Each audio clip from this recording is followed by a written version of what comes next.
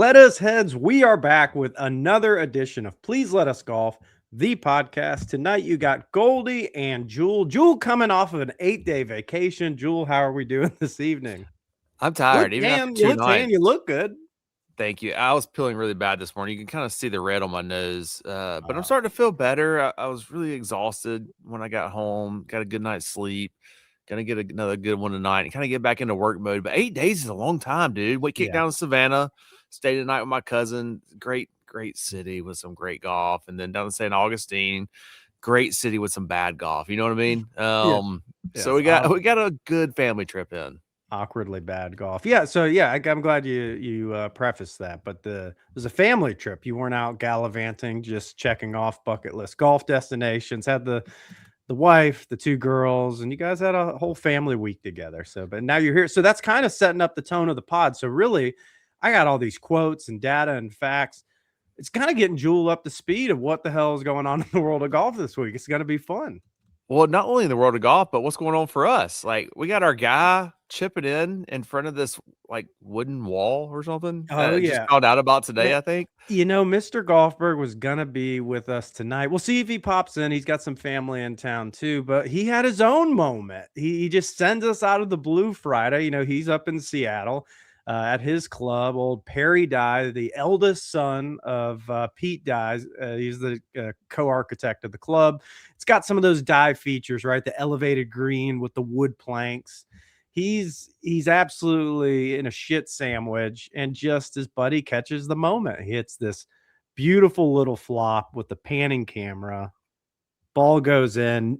They totally no sell it, no reaction, just a chuckle. PNW, the birds are chirping. We throw it out on the socials. It's our biggest video of all time. Go figure. I can put in 50 hours of curating, the drone footage and the super 8K.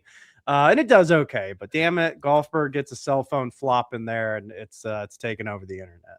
Well, it's like the Ted Lasso of COVID times. Like, right now, golf's in a weird place. We got the Grant Horvat League going on. We got the Mhm. internet invitational stuff going Yep. on.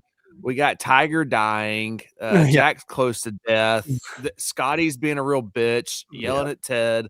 Just a lot of bad stuff going on. We got our guy chipping in, and everybody's jumping on board. And it Seriously, was it's and Ted Lasso. it was a feel good clip. It's to the point. Like I said, we're not screaming and over celebrating. It was endearing. It was the good stuff. Sometimes you got to tap into that. Speaking of the good stuff, tonight we are going to dive in a little bit of debriefing.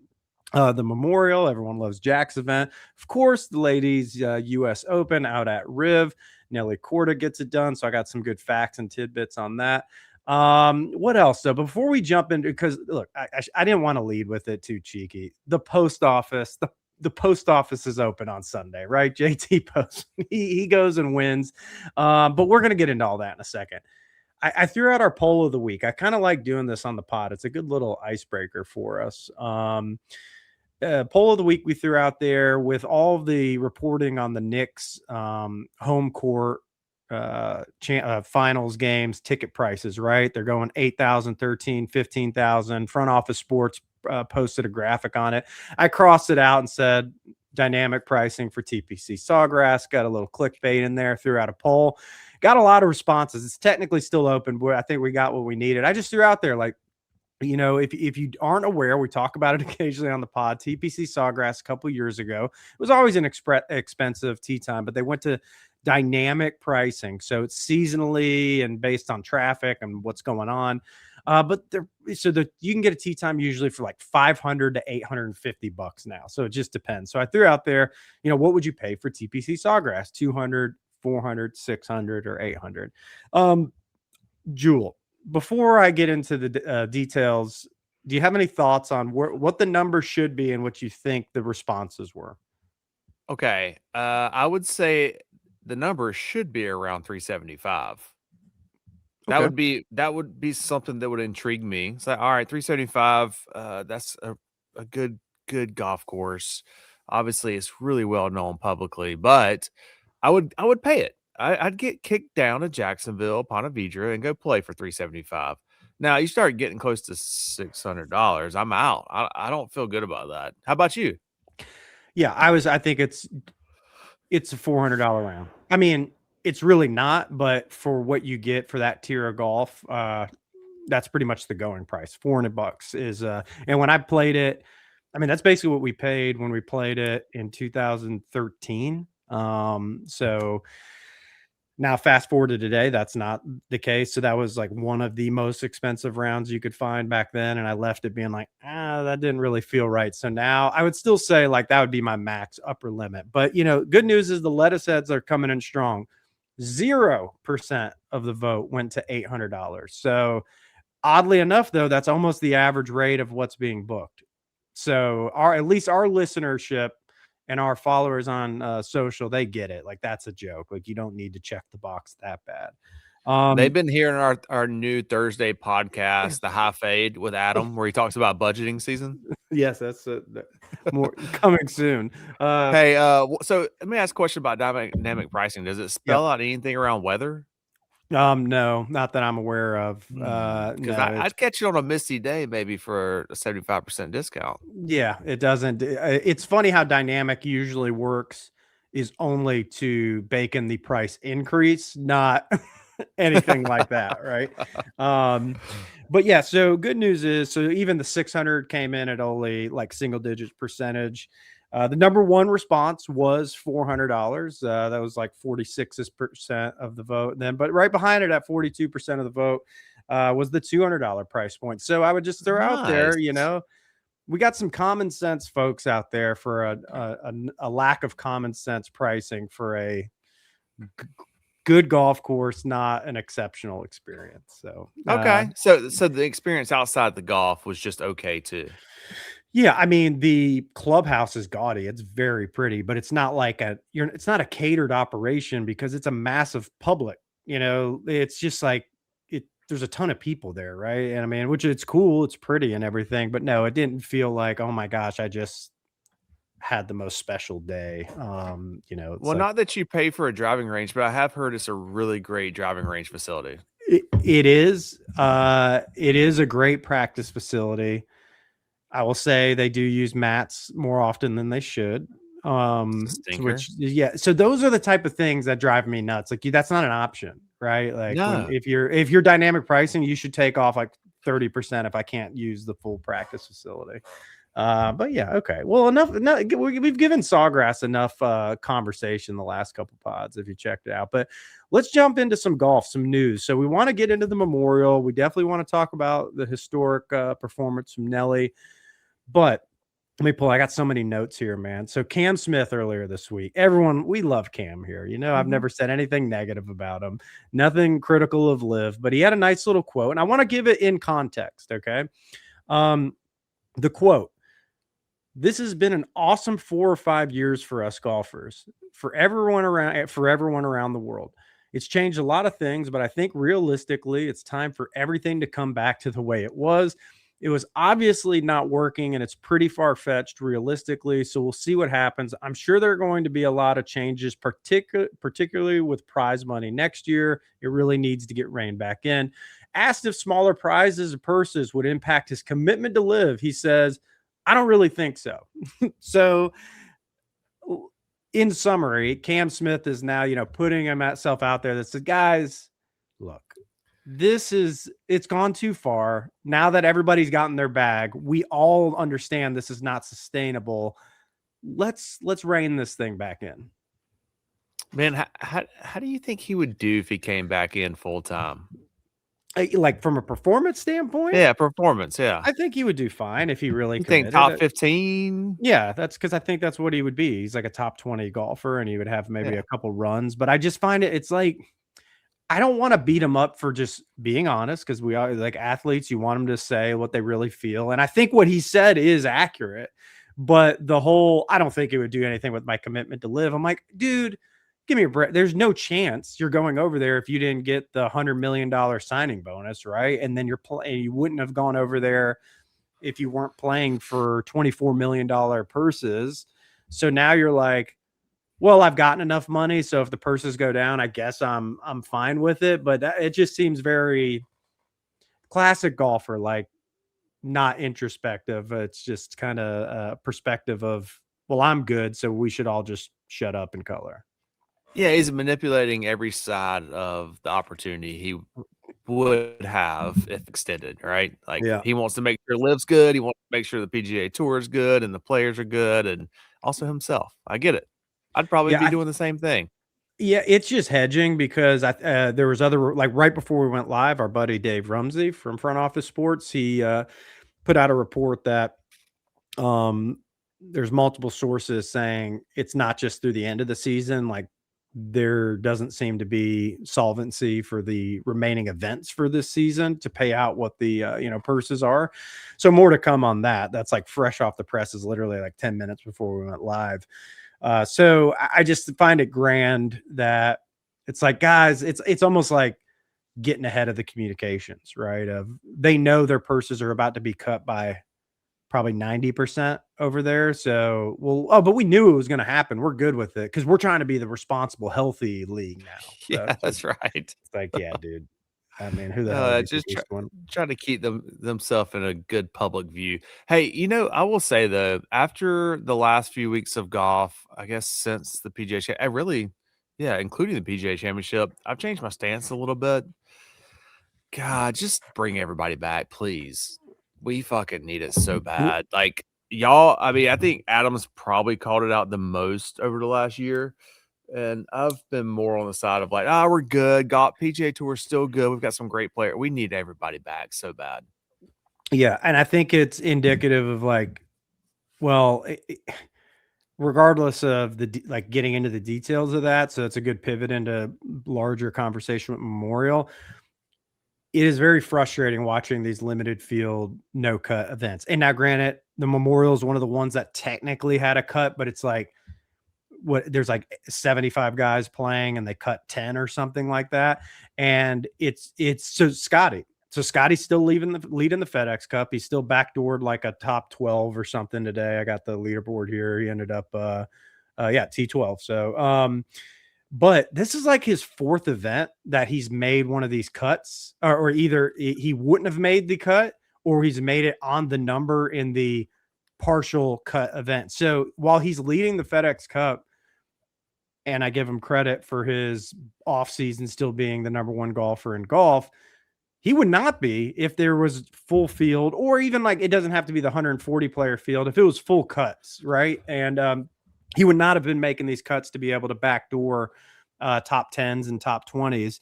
So yeah, I think if anything, it needs to just bring those guys back into the fold to force them to expand fields. And then after the fields are expanded, have a little bit more of a normal cut than the shit you're seeing now.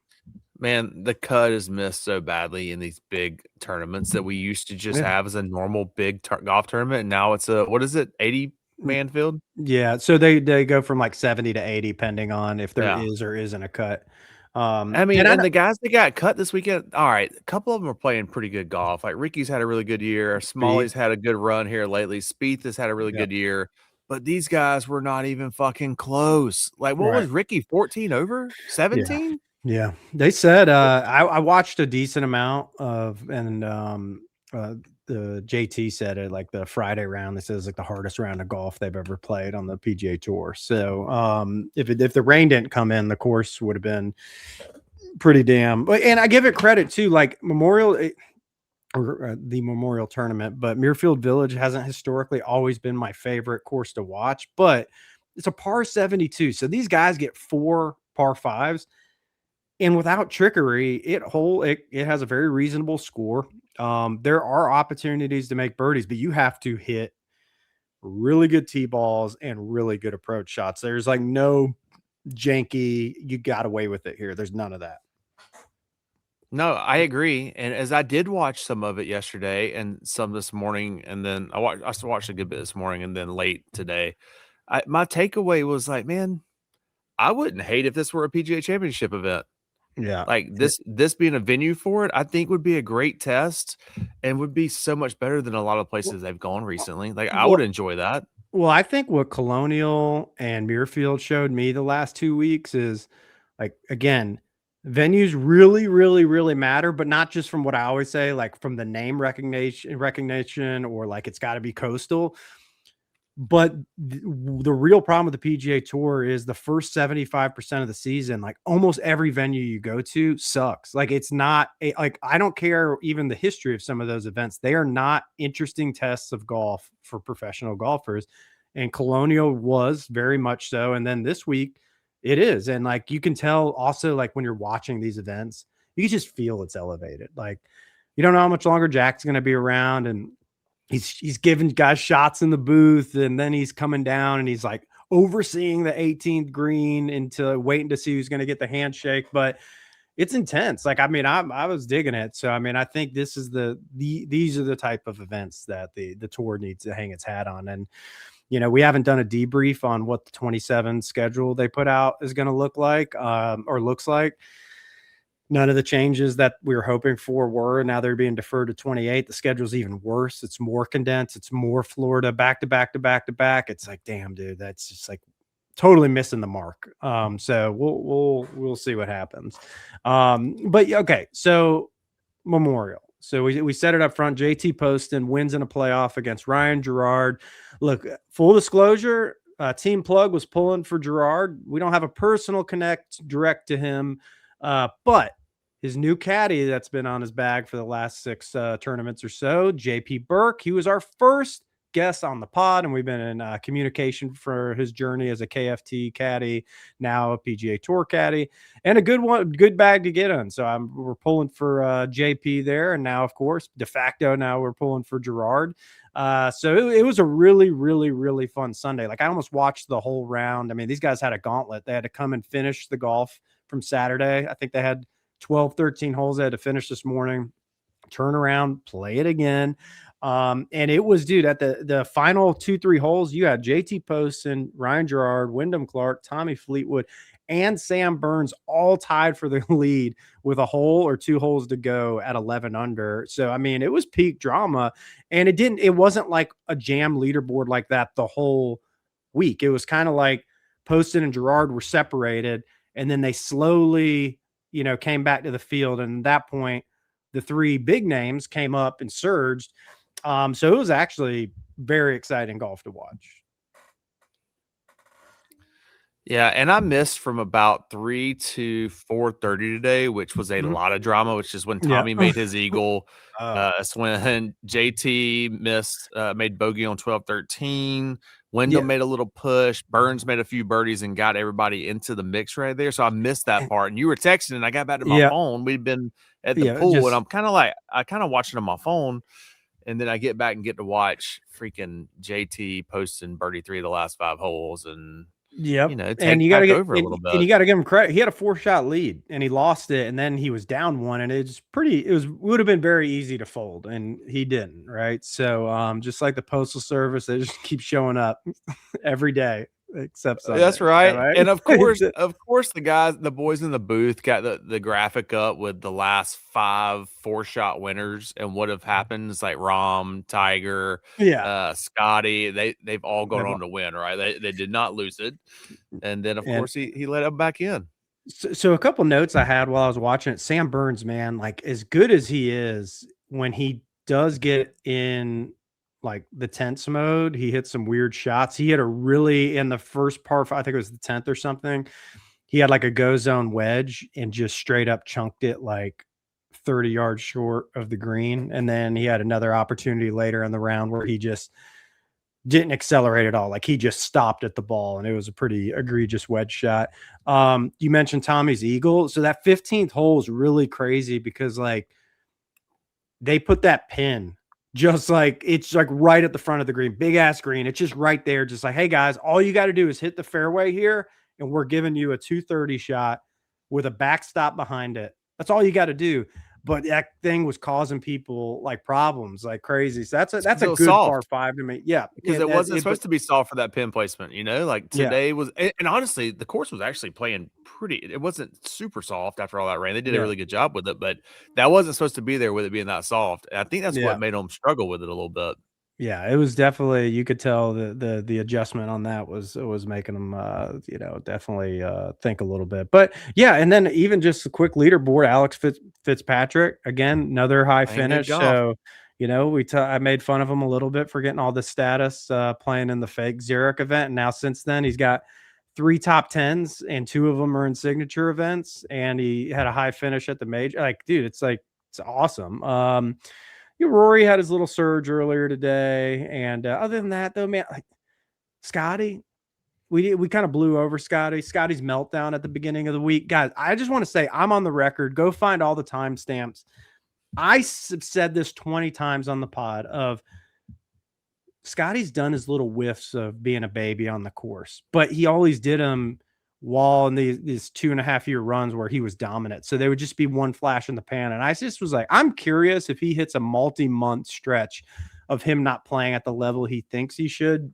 If you're just going to see a perpetual whiny baby, and it's kind of happening, man. Like the stuff with Ted Thursday wasn't like a bad moment of 30 seconds. It went on for multiple minutes. And then another time happened Friday. Another time happened on Saturday. It's just like the whole disbelief thing, like every time a golf shot is executed perfectly, of like, it could not be me. It's something else always, right? It's like Bryson. It's the dimple was off. It's the line color was off. The barometric pressure was off. The caddy was wrong. It couldn't be the fact that like I'm executing like the most difficult task known to man, and sometimes I just don't execute it perfectly. Yeah, man, it's unbecoming. We've said it multiple times. I think I am moving towards being very much done rooting for Scottie, regardless of the greatness situation. Like, he's really turned me off this year. I mean, especially with Ted and getting the wind wrong and the wrong. Like, dude, come on, man. And that also makes me feel like, what are we doing with caddies right now? Let's do our own work. We've talked about this a lot. Like, let's get the caddies just carrying the bag back into the old school days, and let's just do the work, right? Like, you need to figure it out yourself, it seems like. Maybe he should just step up and do it like that.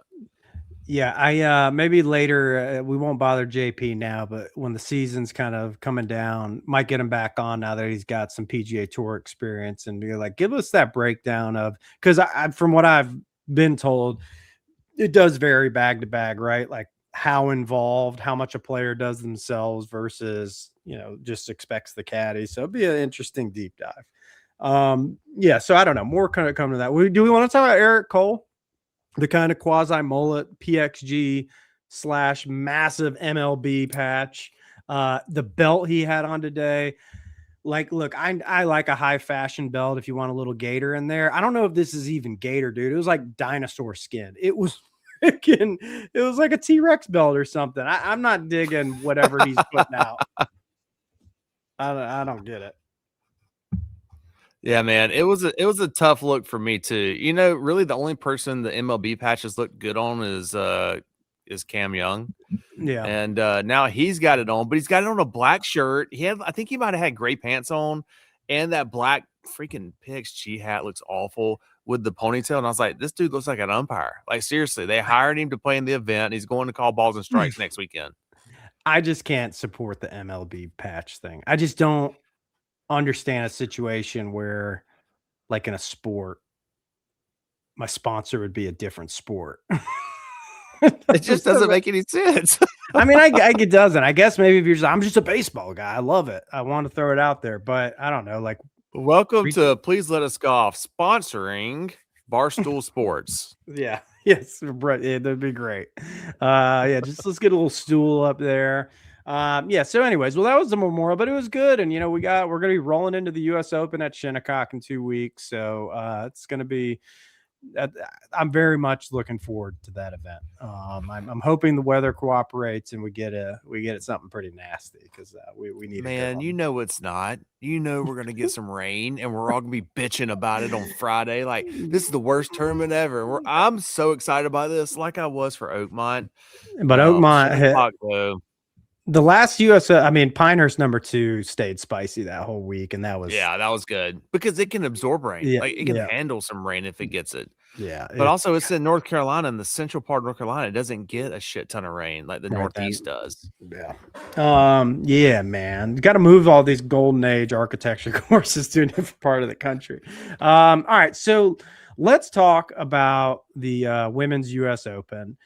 So I'm not going to sit here and pose and say I watched every second. I did watch a good bit of Sunday. I checked out early in the week because I wanted to. It was at Riv, right? So like seeing Riv at a different time of year, it was a little browner, so it looked a little firmer on the fairways. It was pretty cool. I will say a little note. It's interesting watching them play a course that you're used to seeing stretched out to like 7,500 yards at, I think they build it at like 6,500. It was not ever set up to the max length. That's not shade. It just wasn't, but it actually just shows like some of these golf holes back to like more of an original intent of distance, like were way more interesting to see where they were necking the ball and some of the par threes where they're hitting shorter irons in as opposed to, I mean, there was a couple par threes that were, playing 140 versus 240, right? But overall, I mean, Riv was it just feels different. It's sometimes when I watch the men play it, we talked about it earlier this year that it's like, is this a course that it's like I'm told is supposed to be this greatest test and so good, but it just doesn't seem that way when you see the men play it. But when I watch the ladies play it, it made a lot of sense as a golf course. Yeah, man. My biggest takeaway from the weekend, other than Nelly back to back, let's go, is I cannot wait for 2031. It's gonna be freaking awesome, dude. I want to see this course in prime time in June. It's Yeah, gonna be incredible, man. Like, and I think that's the biggest problem with what we for see. the It. men's I think. US Open. I think. Yeah, exactly. I think you're right about the distance adjustment, but seeing it with a little brown in it and playing Yeah. a little firmer and faster, man, it's gonna be phenomenal. Like, we've got a really good run coming up at US Opens especially if you kick Wingfoot out. Like, Yeah. the next like 6 are awesome.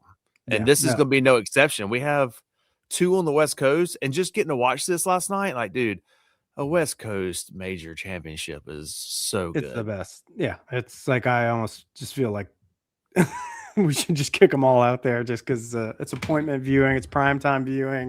Well, It's the I do best. think they should start looking at trying to get one out there every year between the Yeah. PGA Championship and the US Open, like, There's which we way have the less. next 2 years. And think about like the weather risk is almost eliminated at that time of That's year right. in most of those areas. So, but yeah, no, so a couple Nelly facts. So one here, before I get to my stolen Nelly facts, which I will give proper credit for, I pulled up this year because I was looking at it a couple weeks ago.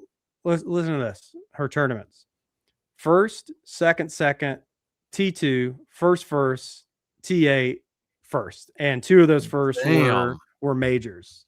So it's kind of beyond a historic season. It's exciting. It's what women's golf needs. I know that, like, look, this is not a take on it's got to be the blonde American woman to make the sport relevant, but yeah, like it's a big deal for the American viewer to have someone. I mean, what before it was Nelly, whoever it's going to be, like it gets the American audience engaged and excited, and I think people like dominance. And women's golf has struggled to have a sustaining, like, dominant figure, and that is what individual sports require to get perpetual interest. Like a carousel of winners, it's great, it's talent, it's not an entertaining product. You need the superhero to come be the superhero, and she's had a lot of pressure because she's had it for years of Nelly's got the greatest swing in golf, the greatest numbers. She's a robot. She's unstoppable.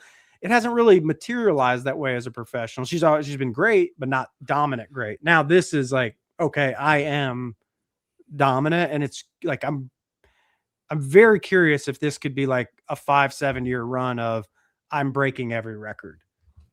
Yeah, it kinda reminds me of this blonde woman in the 2020s of Tiger, a black man in the 1990s. Yeah. Exactly the same, right? Yeah, the exact same. Let me just clip that part of Exactly the what pod. golf needed. Yes, it is what But golf did. but seriously, so we got Hazeltine next, right? Mm-hmm. Is that where they're going? Yep. June, like the last weekend of June. Mm-hmm. Then we have what's that? Evian? Mm-hmm. And then where's the AIG at? It's Royal St. Litham, I think, maybe. Yeah. So that closes out. So we got 3 more to go. Has there ever been a 5 major winner No.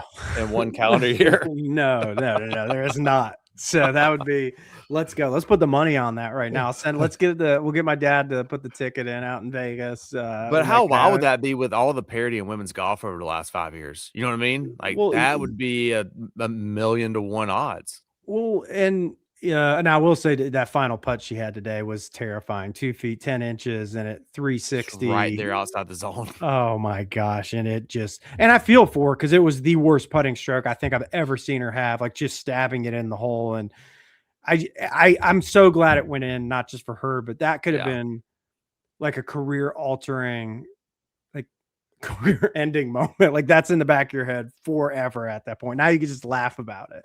And you also just know how you can relate to that feeling over that putt. It's that's way harder than an 8-foot putt, right? Yeah. It's the worst case scenario.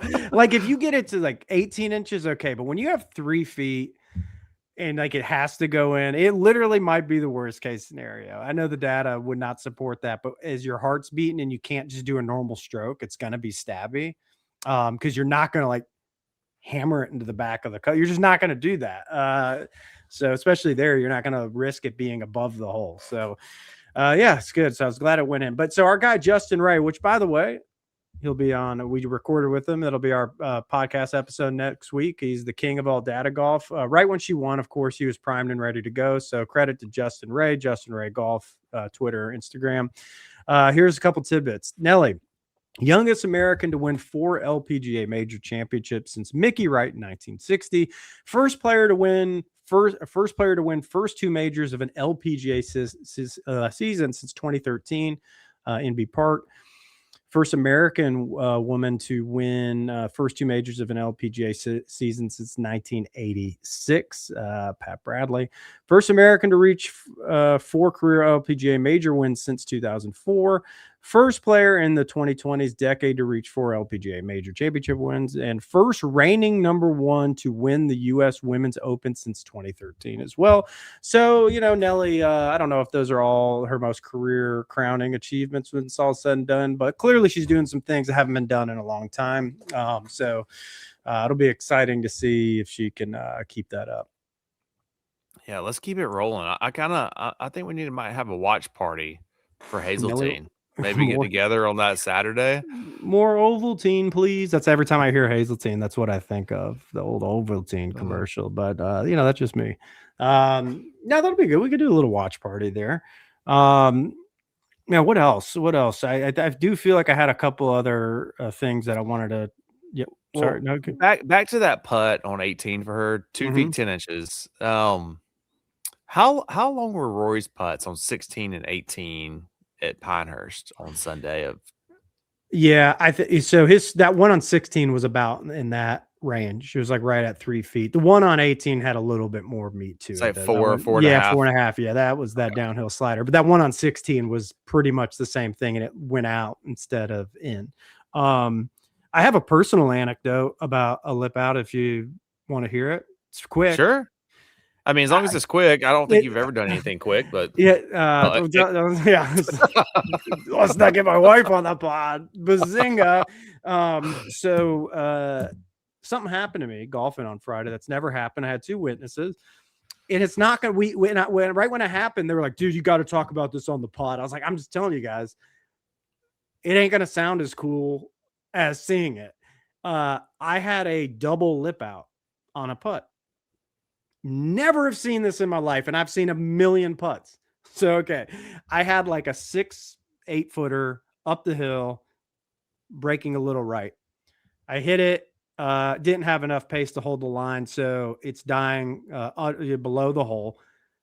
Power lips. When I say power lips, it was like die pace. So it's the slowest power lip you've ever seen.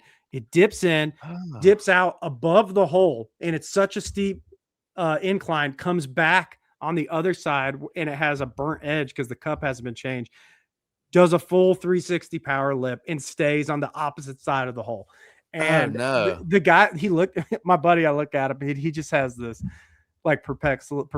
He said, "I ain't never seen a fucking double lip out before." And I said, "Dude, it's so crazy," because it was cool. It was like sick. It was like slow motion, lipped out. And it was just one of those things. It was on such a steep upslope. the lip out, the ball comes back in. And it was, when it comes back in, you're talking about coming at a pace of like, when you say dive pace, I mean, it was like a half a revolution to come in the hole, and it just goes in and somehow dips and goes back out. So it was a That's good pretty tap and wild. bogey. Yeah, it was a wild. It was a You've good had one. some weird stuff happen this year. Yeah, it's been fun. The also, yeah, there's course. Hey, the course was, it was a different course too. So I'm not going to shade the course. It was a good time. I'll just say a couple greens were firm, but maybe not in the like the way you would like them to be firm. Gotcha. Okay. Yeah, but it was a fun time. But what else, man? So you were on the break for, you were out for a week. Now we're back rehabilitating. Is there anything else you're looking forward to on Yeah, the golf front? absolutely. So we've got a match play going on at the at my home club right now. It runs from May through October. So I played my Yeah. first match. I delayed it as far as I could. So you get a full month to play your match, right? Yeah. I delayed it so long. I had so much going on in May. Played it like the second to last day of May. I was 3 up through 4, and the guy had 0 shots through the first 4 holes. Then he started getting his shot holes, 7 the rest of the way. Man, it's just tough. Like, I played really good from the back tees at our home club is really, really tough. Shot a 73, and he tied me on the last hole because he had a par with a shot, and I made I had made a 3, and it's pretty tough. We went to the playoff though, and I won on the second playoff hole because he went OB, residential OB. So I'm in the playoffs right now. Hell yeah, Headed through match play. I need to get the game back at tie after being gone for a week. I did shoot a nice little round at the King and Bear last week in St. Augustine on vacation. But dude, tell us about the King and Bear, dude. You loved it? No. It was fine, man. It was fine. Just your typical freaking Florida golf course. Nothing special. Way overpriced. $175. Yeah. During like post aeration too. Mm, So just tough to stomach, man. And we got guys on vacation, and cart girls nowhere to be seen. Everybody's pissed. They're trying to have a couple of drinks. It's 11 o'clock and she's not moving. They're calling absolutely no outside alcoholic beverages. Also, we're not really going to let you have any kind of beverage while you're on the golf course. We really don't want you to enjoy yourself. But yeah, that's kind of what I'm working towards right now. We got a trip coming up here in about a month, which will be nice. And then you and I, we need to chat. We've got to find us a 4-ball. I know. So there's a couple things that I've been made aware of. I think we just got to commit. Because I've hand to God, extreme. I have not golfed at a high level for a couple of years now. I've had runs where it's been okay, but nothing consistent. I honestly, I really feel like the game is back. It's not, I don't know if it's at where it was at peak levels, but I feel very confident because it's been about 8 weeks now of the driver being that's it. Back it's the to driver normal. For you. Yeah, I can play then, right? Like my rounds aren't 50% of my rounds aren't ruined. Doesn't mean I don't hit any squirrely ones, but it's been very, very good. And I've had to commit to doing some things a little differently and go through the pain. But I honestly think it's we'll see how the summer goes. But man, I'm excited. You don't even want to talk about it. You're like looking down while you're talking because like I've had a couple moments I haven't even told you guys about that. It's like, because you don't want to get like, because we're at a point now too, we're publicly putting our stuff out there. Like you said, is it tournament? So it's like, I just want people to see it. I don't want to talk about it. I don't want to send you a picture of my scorecard. I just want you to see it. Okay. So I need to get geared up for our next trip so we can go break bar. Let me say this though too. Yes, but I don't want to bullshit either. This isn't like, oh, I found something, I'm playing good. I've worked, like I've put in a lot of work. Like before our last film I told you guys about, which it'll be coming out later this month from Great Tunes. I'm not making excuses, but I was like, oh man, like I remember now why I was really good before I had kids, and the second kid, it's like, oh, you just playing a lot more golf. So I'm having to be creative because we can't get the rounds in, but I'm really I'm finding those 20 or 30 minutes, even if it's just to like, I'm hitting a few 6 irons, a few 8 irons, and I'm keeping this driver greased. I think that was my real fundamental flaw is I had so many driver woes. I didn't even want to hit it. It was just kind of like, I didn't want to freak out like I was working on something, which is terrible. And it's like, just show up and do it. Driver head's so big, anybody can hit it. But I've like made it a point to every range session I've had. Probably half of my range session's been a driver for going on 2 months now. That's I would bet my life that's more driver golf balls or swings I've taken in 2 months than I have in the last 5 years. Some of that was wrist related. So if you don't know the story, I got the wrist problems, but it seems all good. We're gonna figure this thing out, man. All right. Well, I love that. I think that's perfect timing for us to find something here.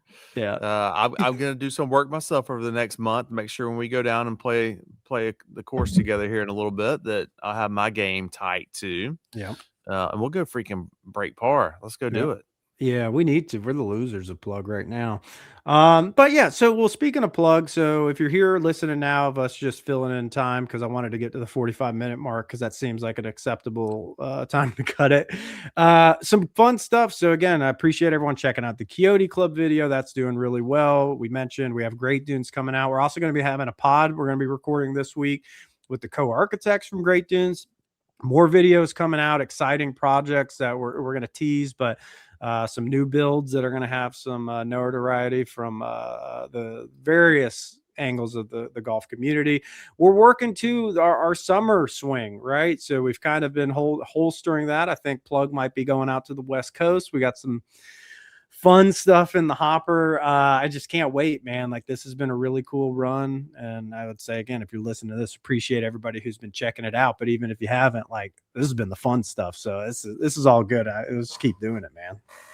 Yeah, man, it's been a good start to the year, but we really do have a big back half of the year planned. I'm excited about it. Let's freaking go. Yeah. It's good time to be playing good golf. I'm glad Mr. Golfberg's getting in some good golf shape out there. And it looks like Adam's playing good. Dude, like, I mean, it's weird. Like, the thing I hate about Adam is is he's never going to be as good at golf as he could be. That's just the fact. Like, he's not going to. He's a family man. He's a family good man. I mean, we're all good, man, and we're all family man. I mean, he's a little bit better than you are. I don't know if he's bad. He's anyways, well, that's a debate. That's a debate for another day. But he's got diverse hobbies. They are close-knit families, so there's a lot of weekends are wife's family. That's the problem when you got both sides of the family that are very close and active. You're going into two different areas all the time.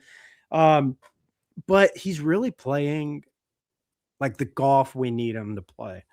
Like, truly relatable golf, but exciting. Like, he's hitting golf shots again and, make a couple putts. He can get out there.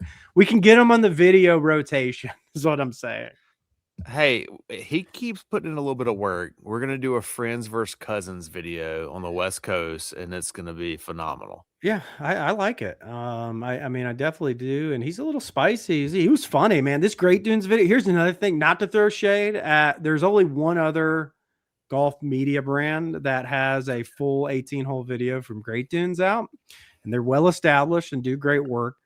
I can objectively say I just finished I would say I finished the 95% edit. It's just fine-tuning some stuff now for that video. I can objectively say, hand to God, the video we're putting out annihilates their video. It's like the video footage is better. The drone footage is better. The golf commentary is more entertaining. The golf played is significantly better. So I'm just saying, just give it a fair shot. It's the good stuff, man. It's really, it's cool, man. It's fun. Dude, that's awesome. I can't wait to see it. When does it release? We'll probably wait till the week after the US Open. Just okay. Yeah. So it'll be Father's Day post present. Yeah, after Father's Day. God, Father's Day is the US Open too, man. Like, dude, like, we're gonna be in DC for the weekend. It's our anniversary. Oh shoot, really? So nice. Anniversary always runs into Father's Day, so it's a really nice weekend for me. Get to kind of do best of both worlds. Get some love with the wife, get the love from the girls. So I'm trying to decide. She actually gave me the go ahead. Just stay in DC Sunday. Watch golf all day, stay the night, come back Monday morning. Like, by yourself? Yeah. Oh, that sounds amazing. Actually. Doesn't it sound really cool? Yes. Stay there, get a nice hotel, and just find a bar to, yeah, dude. We know it's gonna. You want to come up? I'm coming. You No, gonna we're come gonna up Sunday morning? well, I probably could. I'm gonna be on our family vacation that whole week prior, so I don't know if I can swing that, but that would be I mean, fun. maybe think about it. Anybody in the DC area that wants to go hang out with a member of Team Plug, Anybody you're like, wants to no, take me to a very special golf course on Sunday yeah, morning? that's really what we're looking for. What would we be looking for there? Congressional? That would be nice. That would be nicey. I am a fun person to play golf with. Not only will I put up a pretty good score, but good conversation, have a few drinks, and yeah, we'll talk about some music and sports. Hell yeah, yeah! I can second that. It'd be a good invite. So Yeah, I can't thanks. say that for everybody in this team. I'm just saying for you, you'd be a good invite. All right. So, well, we hit the 45-minute mark. What more could people ask for? We got Memorial, we got US Open, we got Nelly. We got Justin Ray next week. We're going to be talking all things data. We're going to push them on team golf and to, like what's going on with these Ryder Cups. Is the data blown out of proportion? We did a little Shinnecock primer. Then we got the US Open. We got Great Dunes. And guess what's coming after that? Episode 100 of Please Let Us Golf, the podcast. Nothing special planned. Maybe something will come up in between now and then. Maybe it'll just be us doing nonsense. Maybe we'll have the wives on. Who knows? Anything could happen. Let's do something. Let's just do nonsense. It's always the Yeah. most fun for us, and we deserve it for number 100. Yeah. Number 100. We will have no plan, no agenda, just straight in. Maybe we'll just do our favorite golf course snacks again. That'd be good. Hey, by the way, chicken wings. You like small chicken wings or big meaty chicken wings? Small, fried Okay. hard. Okay. I don't think I have a preference, but I've just been running into this situation where I've been a few times to places with people that I'm usually not with, and the chicken wing was not the chicken wing they wanted, and they fell in one of those sides. And I was like, I guess it just kind of depends on what mood I'm in. But I think the small is safer. But sometimes I Yeah, also feel it like it's a is. little just like, yeah. You get the Honestly, big for me, a meaty. chicken wing is a mechanism for getting sauce, like Yeah, a, stuck down. Yeah. lemon gnocchi with ranch into my mouth, and that's all it is. It pairs Yeah. well with beer, those sauces. Yeah. No. God, that sounds good. All right. Well, I think this is it.